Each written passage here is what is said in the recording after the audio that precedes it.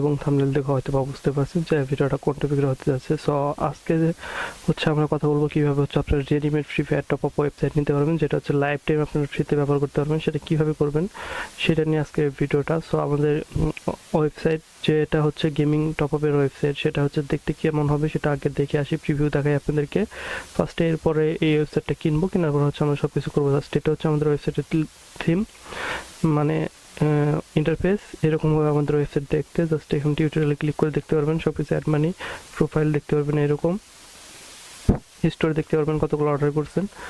তারপরে হচ্ছে last order যারা সবার পরে যে অর্ডারগুলো থাকবে সেগুলো দেখতে পারবেন। সো এখন হচ্ছে আমরা এই ওয়েবসাইটটা কিনবো, কেনার জন্য চলে আসবো হচ্ছে আমরা হচ্ছে এই যে ডেভ স্টোর, এখানে আসবেন www.filefor.store লিখবেন, লেখার পরে এন্টার করলে আমাদের এই ওয়েবসাইটে চলে আসবে। এরপরে হচ্ছে আপনারা বাই নাওতে ক্লিক করবেন। এরপর হচ্ছে আমরা বিকাশের মাধ্যমে পেমেন্ট করব।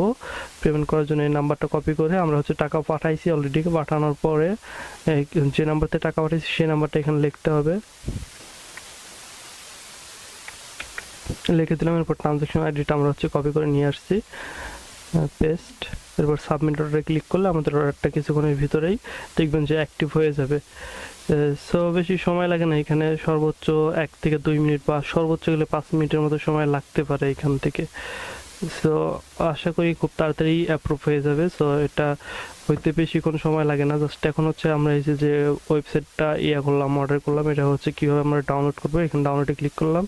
এরপর যে নাম্বার থেকে টাকা পাঠাবেন সেই নাম্বারটা এখানে লিখবেন, লেখার পরে হচ্ছে ওই নাম্বারটা দিয়ে এখান থেকে ক্লিক করলে আপনারা দেখতে পারবেন এই যে আমাদের যে টাকা পাঠাইছি, টাকা পাঠানোর পর যে ট্রানজ্যাকশন দিয়েছিলাম অর্ডারটা অ্যাপ্রুভ হয়ে গেছে। এখন হচ্ছে ডাউনলোড বাটন পাবো, এখানে ডাউনলোডে ক্লিক করলে, ডাউনলোড ফাইলে ক্লিক করলে আমাদের ফাইলটা ওপেন হয়ে যাবে। জাস্ট এটা ওপেন হওয়ার পর আমরা এখান থেকে ডাউনলোডে ক্লিক করবো, ডাউনলোডে ক্লিক করলে আমাদের ফাইলটা ডাউনলোড হয়ে যাবে। কি হইলো আরেকবার দিই, আচ্ছা ওকে ওপেন। দেখেন আমাদের ডাউনলোড হয়ে গেছে অলরেডি ফাইল। তো এখন হচ্ছে আমরা এই যে ওয়েবসাইটটা ডাউনলোড করলাম এটাকে কীভাবে হোস্ট করব এবং ফ্রিতে লাইভ টাইমের জন্য ব্যবহার করবো সেটাই দেখবো। এর জন্য হচ্ছে আমরা চলে আসবো আমাদের ওয়েবসাইটে, এখানে লিখবো হচ্ছে ব্লগার, BLOGER, ব্লগার লিখে এন্টার করবেন। এন্টার করার পর এখান থেকে লোড নেবে, লোড নেওয়ার পর যে সাইটটা চলে আসবে। এটা হচ্ছে আপনারা মোবাইল দিয়েও করতে পারবেন, ফোন দিয়েও করতে পারবেন, যে কোনো ডিভাইস থেকে এটা করা যায়। জাস্ট ফার্স্টে হচ্ছে ব্লগারে ক্লিক করবেন, ব্লগারে ক্লিক করার পর হচ্ছে এখান থেকে ক্রিয়েট ইউর ব্লগে ক্লিক করবেন। এখানে ক্লিক করার পর আপনাদের জিমেলটাকে দেখাই দিবেন, এরপর নেক্সটে ক্লিক করবেন। এরপর হচ্ছে ভেরিফাই চাইতে পারে, এরপর হচ্ছে আপনারা এখান থেকে পাসওয়ার্ডটা দিবেন।